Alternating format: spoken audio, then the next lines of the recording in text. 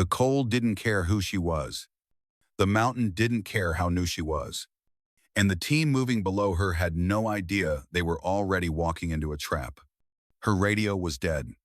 No confirmation. No second voice. Just wind, distance, and 8 lives depending on whether she made the right call. She wasn't chosen because she was loud. She wasn't trusted because she was known. She was there because when everything else went silent, someone still had to stay steady. Before the story begins, if you value stories about discipline under pressure, quiet strength, and moments where one decision changes everything, comment where you're watching from and subscribe. These stories matter because they remind us what real steadiness looks like. They thought she was background. The wind howled across the ridge like a living thing, clawing at Elena Voss's hood and rattling the thin metal of her rifle. Frost crept along her gloves, numbing her fingers one by one, while her radio hissed with broken static that came and went like a dying breath. She was alone up here. No voices. No reassurance. Just the Arctic dark and the weight of 8 lives moving below her. Hours earlier, it had been different. Warmer. Louder. Someone had laughed when she walked into the briefing room. Not cruelly. Casually. "Who's the kid?" a voice muttered. Another leaned back in his chair. "She's our Overwatch." Captain Marcus Hale hadn't even looked up from the map. Just a short nod. No welcome. No explanation. Now none of that mattered. The valley below pulsed with movement that felt wrong. Too organized to be random. Too deliberate to ignore. Elena pressed her eye to the scope. Breath fogging inside her mask. Heart steady despite the screaming wind. Then one shot split the night. And everything changed. Arrival. Without applause, Elena Voss arrived at Forward Outpost Kestrel just before dawn, when the sky couldn't decide if it wanted to be night or morning. The wind pushed against her like it wanted her gone, slipping through layers of cold weather gear and settling into her bones. She stepped off the transport without ceremony. Rucksack centered. Rifle case balanced in one gloved hand. She was smaller than most of the others. Not fragile, compact. Built for precision, not presence. Her dark hair was pulled into a regulation bun beneath her hood, not a strand out of place. Her face was young, but her eyes were still unreadable. No one greeted her. A few soldiers glanced up as she passed, then looked away again. Not hostile, not curious, just dismissive. "That's her," someone whispered as she moved down the corridor. "Overwatch?" "She looks lost." Elena didn't react. She didn't need to. She found her bunk, stowed her gear with practiced efficiency, and went straight to the armory. Every movement had a reason. Every step was deliberate. She laid out her equipment piece by piece on the metal table like a ritual. Rifle, optic, bipod, databook, range cards. Each item cleaned, checked, aligned with precise spacing. Cold like this kills faster than bullets. The voice came from behind her. She didn't jump. Staff Sergeant Daniel Cade stood a few feet back, arms crossed, eyes sharp and unsmiling. His reputation had arrived long before she had. Senior sniper, the standard. The one people whispered about when they thought no one could hear. "What's your cold bore shift at -30? He asked. 3 mils high, .1 left, she replied instantly. He raised an eyebrow. "Density altitudes compensated in my dope card. And trigger freeze protocol? I don't let it," she said. I breathed through it. For the first time, Cade looked at her face instead of her gear. "First deployment?" "Yes, Sergeant."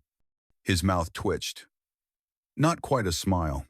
"If you lock up out there, people die." "I know. Not if. When." "I know," she repeated. He nodded once and walked away. It wasn't approval. But it wasn't dismissal either. The weight she never spoke about. The briefing room was crowded. Coffee steamed, maps glowed on screens. Elena took a seat near the back, hands folded in her lap. Captain Hale stood at the front, tall and broad-shouldered, pointing at terrain overlays.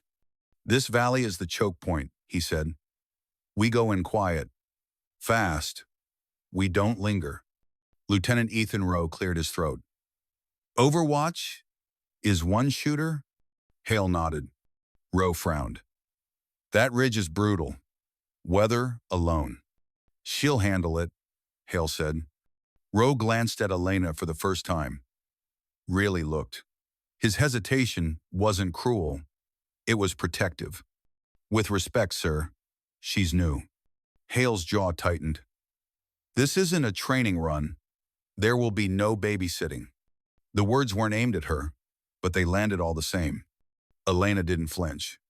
Later, alone in her bunk, she pulled 2 worn dog tags from the inner pocket of her jacket. Her father's. She let them rest in her palm, feeling their familiar weight. He had taught her to shoot when she was barely tall enough to rest the rifle on a bench. He never praised her, never raised his voice. He corrected her breathing, her posture, her patience. Don't chase the shot, he used to say. Let it come to you. He died when she was 16. After that, she trained harder than anyone else, not to prove anything, but to be worthy. She hadn't chosen this path because it was heroic. She chose it because it was honest. Because competence mattered more than charisma. Because responsibility meant something out there. That night, as she zipped up her cold weather layers and checked her rifle one last time, she felt the weight of what was coming. Not fear. Awareness. The moment she was truly alone. The helicopter cut through the night like a blade, rotors chewing at the wind and scattering snow in violent spirals. Elena sat near the open door, knees braced, gloved hands resting lightly on her rifle case. No one spoke. When the ramp dropped, the cold rushed in, like a living thing. They moved fast, disciplined, silent. Elena peeled off immediately, heading uphill alone. The ridge rose ahead of her like a frozen spine. The climb was steep, the wind strong enough to steal balance from a careless step. She didn't rush. She counted breaths, measured footing, let her muscles settle into rhythm. By the time she reached her position, the team was already moving into the valley. She set up without hesitation. Bipod anchored. Optic cleared. Data card taped to her forearm. She settled behind the scope and let the world narrow. At first, the valley looked quiet. Then she saw it. Movement that wasn't random, spacing that was too precise. Figures shifting in coordination. Another group appearing near a rock shelf, matching pace. They weren't wandering. They were positioning. Elena's fingers hovered over the radio. Overwatch to ground, she said calmly. I'm seeing multiple heat signatures, patterned movement. Static answered first. Then Captain Hale's voice. Define, patterned. They're setting lanes, she replied. Overlapping fields. A pause. How certain are you? Rowe asked. Elena watched a figure signal with 2 fingers, then disappear behind a boulder. I'm certain. The radio crackled again, then went dead. Elena stared at it, tapped it once. Nothing. Below her, the team kept moving, unaware they were walking straight into something prepared. Her grip tightened on the rifle. And for the first time that night, the mountain felt like it was holding its breath. The radio didn't fail all at once. It faded. First, the static thinned, like breath running out. Then Hale's voice broke into fragments. Then nothing at all. No warning tone. No final crackle. Just silence. So complete, it felt deliberate. Elena Voss lowered the handset slowly, as if moving too fast might shatter something fragile. She tried the secondary clip to her vest. Nothing. She adjusted the antenna, switched channels. Cycled frequencies she had memorized until they lived in muscle memory. The mountain swallowed every signal. Below her, 8 dark shapes moved through the valley, unaware that the last line connecting them to the ridge had been cut. Elena's chest tightened, not with fear, but with clarity. They couldn't hear her, and they were still walking forward. She pressed her eye back to the scope, widening her field of view. What she had seen earlier wasn't dissolving into coincidence. It was sharpening. Enemy elements weren't reacting to the team's presence.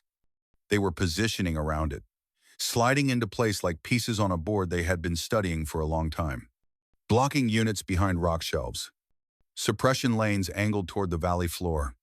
Heavy weapons placed not to fire but to seal exits.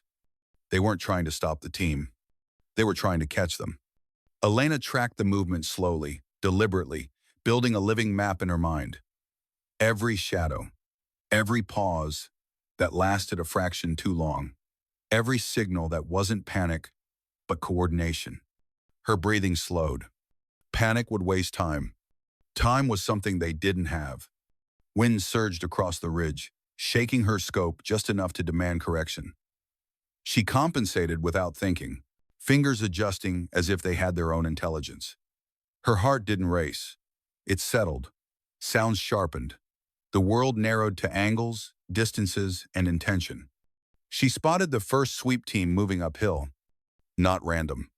Wide arcs. Disciplined spacing. Hunters. Elena didn't track them through the scope at first. She watched with her naked eye, letting the mountains show her what was wrong. Which shapes moved against the wind. Which shadows broke rhythm. Which silhouettes didn't belong. She checked the thin strip of fabric she'd placed earlier as a wind flag. It fluttered once, then stilled. She logged the pattern mentally and made a tiny adjustment to her dope. Not because she was about to fire. Because she might. Mystery was still her best weapon. Her fingers tingled painfully inside her gloves, not numbness sensation returning in uneven waves. She flexed them one at a time, careful not to create movement that would betray her outline. Below, chaos spread, but it wasn't wild. Some figures crouched, others moved to restore order. Signals passed quietly between them. They were confused, but not broken. Yet, Elena felt her heart beating not fast, but deliberate. She had always been like this under pressure. Her father's voice surfaced in memory, uninvited but steady. Don't rush a moment like this. Let it tell you what it is. The mountain was speaking now. And what it was saying wasn't good. She saw him then, slightly elevated on a rock shelf. Still, observing. He wasn't carrying a heavy weapon. He didn't need to. Subtle signals, finger movements, a tilt of the head rippled outward, and everything responded. Command. Elena measured the distance automatically. It was extreme. Beyond comfortable. Beyond standard. Wind cut sideways across the slope, violent and inconsistent, slamming into her rifle with no rhythm to predict. No spotter. No confirmation. No second voice to correct her. Just her. And 8 people who trusted a warning they would never hear. Her stomach tightened not with doubt, but with weight. This was the moment. If she hesitated, the net would close. If she waited for permission, it would never come. Her breathing slowed further. She pressed her cheek into the stock, letting the rifle become part of her body. She pulled her data card closer, eyes flicking across numbers she had memorized long ago. Angle, density, temperature, spin drift, wind. The flag fluttered, stilled, reversed. She closed her eyes for half a second and listened. The mountain always spoke. You just had to be quiet enough to hear it. Her father again, closer this time. Don't chase the shot. Let it come to you. She waited. Wind surged. She held. The commander lifted his hand. The world settled for a single breath. Elena exhaled and squeezed. The recoil was gentle.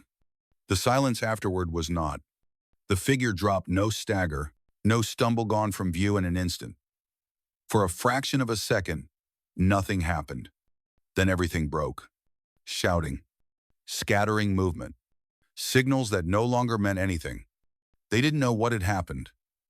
They didn't know where it had come from. Elena didn't watch. She was already adjusting. Another leader stepped forward, uncertain, exposed. She measured. Waited. Fired. That one fell too. Below. Formations fractured. Someone fired blindly into the dark. Someone dropped prone. Others ran in conflicting directions, colliding with plans that no longer existed. Elena didn't celebrate. She worked. Weapon carriers. Coordinators. Anyone trying to reestablish control. Every shot had a reason. Every trigger pull was calculated.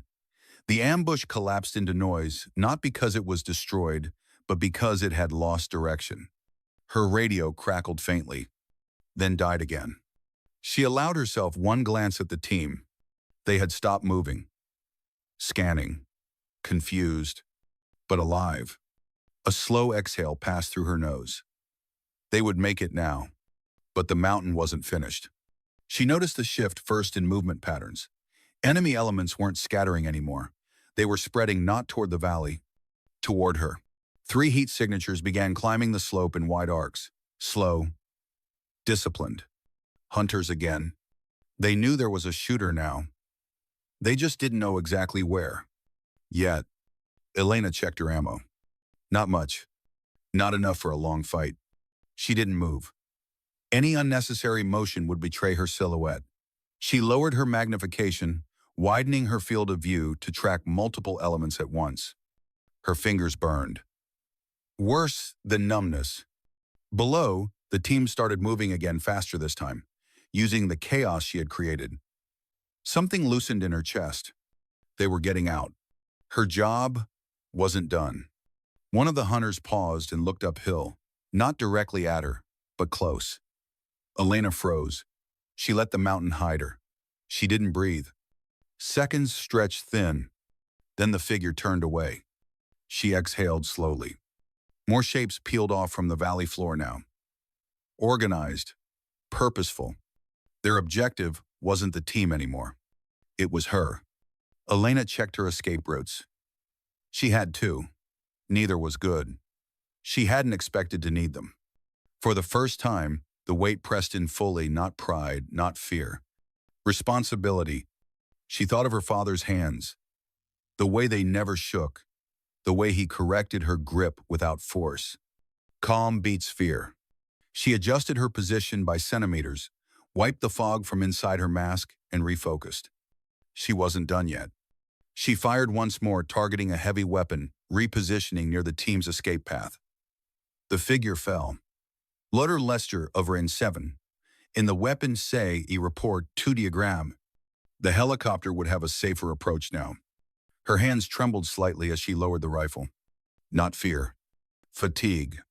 Her radio sparked just for a moment, then went silent again. And the hunters kept climbing. If you're still here, it means you understand what this moment costs. Stories like this don't celebrate noise. They honor steadiness. If that matters to you, subscribe. Because the next part is where survival becomes personal. The hunters were close enough now that Elena Voss could hear them. Not voices. Movement. Boots scraping against ice. Fabric brushing rock. The careful, deliberate sounds of people who knew how to move without being seen. She pulled the rifle closer to her body, minimizing her silhouette, becoming smaller than she already was. She would not fire unless she had to. Mystery was still her shield. She let her breathing slow until each inhale felt shallow, controlled, almost absent. The cold burned her lungs, but she didn't cough. She had trained herself not to. Any sound, any unnecessary motion, would give the mountain reason to betray her. She allowed herself one last glance at the valley. The team was moving fast now. Faster than before. Not running, but urgent. Using the disorder she had carved open for them. They would make it. She believed that. Elena pressed her forehead briefly against the rifle stock. Not in prayer. Elena. In resolve. Then she shifted slowly, silently sliding backward just enough to break the shape of her outline. She became shadow. She became wind. She became something the hunters would talk about later in low voices, trying to explain what they never truly saw. For now, she was just a young soldier in the dark. Hunted, exhausted, still doing her job. The helicopter came in low, its lights muted, rotors beating the cold air into violent spirals. Snow whipped across the plateau as it settled, and the team poured aboard in practiced silence. Weapons up, eyes scanning. They moved like people who had survived something they didn't fully understand yet. Elena was the last to climb in. Hands reached for her without hesitation, pulling her up by the straps of her vest. Someone slammed the door. The aircraft tilted hard into the wind and climbed. Inside, no one spoke at first. Breath steamed. Blood dripped onto the floor from a shallow cut on one operator's cheek. Another pressed gauze against a shoulder wound. No one complained. Captain Marcus Hale finally turned. He looked at Elena the way you look at something that no longer fits your understanding of the world. Not suspicion, not doubt. Recognition.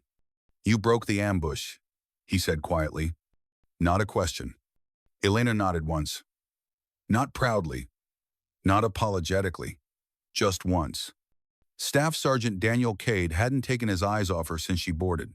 He didn't cross his arms, didn't smirk, didn't test her. He simply watched, like he was recalibrating something internal. No one congratulated her. No one clapped. The silence weighed more than noise ever could. Later, in the command tent, heaters hummed softly and screens glowed against canvas walls. Colonel Miriam Cross stood with her hands clasped behind her back, eyes fixed on a playback of Elena's shot data.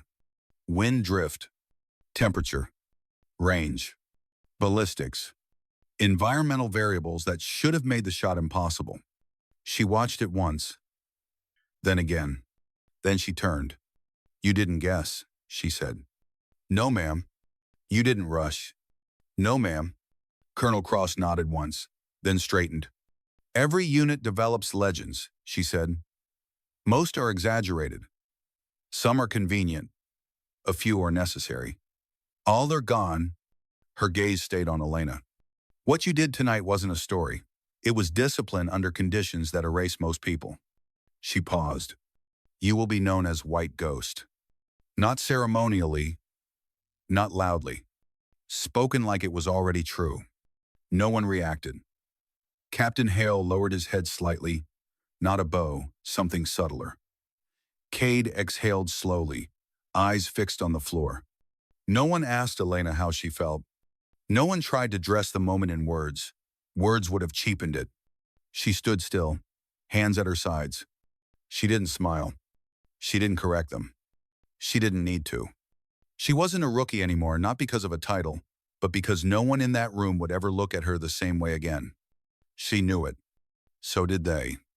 Afterward, no one crowded her. That was the first thing she noticed. Usually after an operation, people clustered. They joked too early, tried to burn off adrenaline with noise. This time, the space around her stayed open, like an invisible boundary no one crossed without permission. It wasn't fear. It was weight. Men who had brushed past her before now slowed when they walked by. Not enough to make a show of it, just enough to acknowledge her presence. One operator nodded once as he passed. Another adjusted his gloves when she approached, not discomfort, but instinctive formality. Elena kept her gaze down. Not out of shame, out of habit. She didn't know what to do with this version of silence. Cade sat across from her on a crate, elbows on his knees, hands loosely clasped. He hadn't spoken since they landed, hadn't resumed his sharp commentary. That alone told her something had shifted. After a long moment, he exhaled. I thought you'd break, he said. Not cruelly, not harshly. Honestly, Elena lifted her eyes. I didn't. He nodded. No, you didn't. He studied her like he was seeing her without assumptions for the first time. I've watched people with perfect scores freeze when it mattered, he said. I've watched loud ones collapse. I thought I knew what to look for. A pause. I was wrong. The admission wasn't dramatic. It didn't need to be. It meant more than praise ever could. Across the room, Hale stood with Lieutenant Ethan Rowe, both studying a terrain overlay. Hale glanced up, caught Elena's eye, and held it. Prison. He approached slowly, not with command presence, but something closer to humility. I should have listened faster, he said. You made the call, Elena replied. He shook his head. You made the difference. Rowe stepped forward, posture straighter than usual. I was worried about you, he said quietly. Not the mission. You. Elena tilted her head slightly. You were right to question it. No, he said. I was wrong to assume. She didn't answer. She didn't need to. Later, alone on the edge of her bunk, Elena rested her hands loosely in her lap. The dog tags were warm against her chest now. She hadn't taken them out. She could feel them. She replayed the moment in her mind, not the impact, not the aftermath. The waiting. That was what stayed with her. Cade passed by, paused, then turned back. "You don't celebrate?" he asked. She shook her head. "There's nothing to celebrate." He considered that, then nodded. "That tracks. One." Hale walked past later, slower this time. As he did, he tapped the doorway frame once, with his knuckles. Not a salute. Something quieter. Elena watched him go. She didn't stand, didn't straighten. She didn't need to be anything else. Respect had found her. Not through volume, not through spectacle, through what she had done when no one was watching. Long after the base settled into sleep, Elena sat alone. Heaters hummed softly. Somewhere down the corridor, boots passed, voices murmured, then faded. She reached into her jacket and pulled out the dog tags. Her father's name was etched into the metal, worn smooth from years of being touched during moments that required steadiness. She let them rest in her palm. She didn't think about the shots. She thought about the moment she knew no one else could fix it. 8 names passed through her mind. Faces, movements, small details she hadn't realized she'd memorized. They were alive. Not because she was special. Because she had stayed steady. People thought courage was loud, that it arrived with speeches and music and applause. What she had felt up there hadn't been heroic.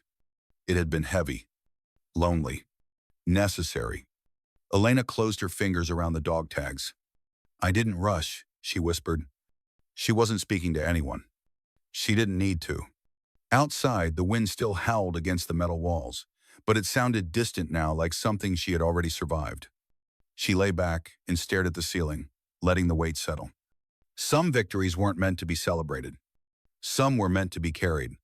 And as sleep finally found her, one thought remained, quiet and unyielding. The next time everything goes silent, the mountain will be waiting to see if she is still steady. Morning came quietly. Not with sunlight pouring in or alarms sounding, but with a gradual softening of the dark. The wind still pressed against the walls of the outpost, but it no longer felt hostile, just present. Elena Voss woke before the base did, as she always had, eyes opening without urgency. For a few seconds, she didn't move. She lay there listening, not for danger, not for orders, but for rhythm. The low hum of generators, the faint clink of metal somewhere down the corridor, boots passing, then stopping. Her body ached in places she hadn't noticed the night before. Not injuries, fatigue, the kind that settles deep and stays for a while. She flexed her fingers slowly, testing sensation. They responded, stiff but steady. She sat up and rested her elbows on her knees. The memory of the ridge returned not in images, but in weight. The silence before the shot. The way the wind had paused just long enough. The knowledge that once she acted, there would be no undoing it. She didn't replay the moment. She never did. Some moments weren't meant to be relived. They were meant to be understood and carried forward. Elena stood, dressed, and stepped into the corridor. A few people were already awake. They moved differently around her now. Not exaggerated, not awkward.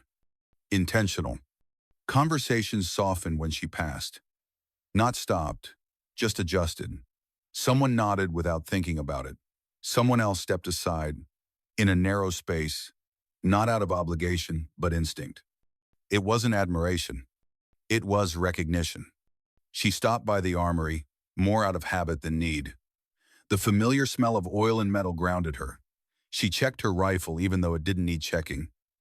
Ran a cloth along the barrel. Reset her gear exactly the way she always had. Nothing about her routine changed. That mattered to her. Outside, the sky was pale and undecided. The mountains stood exactly where they always had, indifferent to what had happened on their slopes the night before. Snow drifted lightly now, softening edges, covering tracks. The ridge would look untouched soon. That was how it always went. Later that morning, Captain Marcus Hale called a brief formation. Not a ceremony, No speeches, just information passed cleanly and efficiently. Updates on extraction, confirmations. Quiet acknowledgments. When it was over, people dispersed quickly. No one lingered. Elena turned to leave when Hale spoke her name. Voss. She stopped and faced him. He hesitated not long, just enough to show thought. You'll be getting a new assignment soon? Some. She nodded. Understood. He studied her for a moment, then added, You won't always be alone up there. She met his eyes. I know. He gave a short nod, satisfied, and walked away. That was it. No promises. No framing. Just truth. She watched him go, then continued on her way. As the day moved on, the base returned to its usual rhythm. Maintenance, briefings, training rotations, life compressing what had happened into something manageable. Something that could fit inside reports and after-action summaries. Elena knew how this worked. The details would be reviewed, the data analyzed, the conclusions drawn. But the stillness she had lived in, the waiting, the listening, the moment where no one else could act, that wouldn't make it into any document. It never did. In the afternoon, Staff Sergeant Daniel Cade found her near the edge of the compound, watching the mountains. You always watch like that? He asked. She didn't turn. Like what? Like you're listening to something the rest of us can't hear. She considered the question. Everyone hears it, she said. Not everyone trusts it. He nodded slowly. Fair. They stood in silence for a while. I won't underestimate you again, he said finally. She didn't answer. He didn't need one. That evening, Elena returned to her bunk as the base settled into night. The air felt different now. Not safer. Just known. She sat on the edge of the bed and reached into her jacket, pulling out the dog tags. Her father's name rested against her palm, the metal warm from her skin. She thought of him not as he had been at the end, but as he was in the quiet moments. Standing beside her, adjusting her grip, waiting longer than felt comfortable, never rushing her. She understood now what he had been giving her all along. Not skill, judgment, the ability to stay when leaving would be easier, to act without applause, to carry weight without asking to be seen. She closed her fingers around the tags and let them fall back beneath her collar. The wind picked up again outside, rattling against the walls. Somewhere in the distance, a helicopter lifted off, its sound fading quickly into the mountains. Another mission, another ridge, another moment where someone would have to decide without certainty. Elena lay back and stared at the ceiling. She didn't feel like a legend. She felt prepared. And that, she knew, was the difference. If you made it this far, it's because something in this story stayed with you. Not the shots, not the danger, the quiet responsibility. The kind carried by people who never raise their voices but hold the line anyway. These stories don't survive on algorithms alone. They survive because you choose to stay. So if this meant something to you, if you believe quiet strength deserves to be remembered, please subscribe. Not for noise, not for hype, but for the people who stay steady when everything else falls apart. Because their stories matter.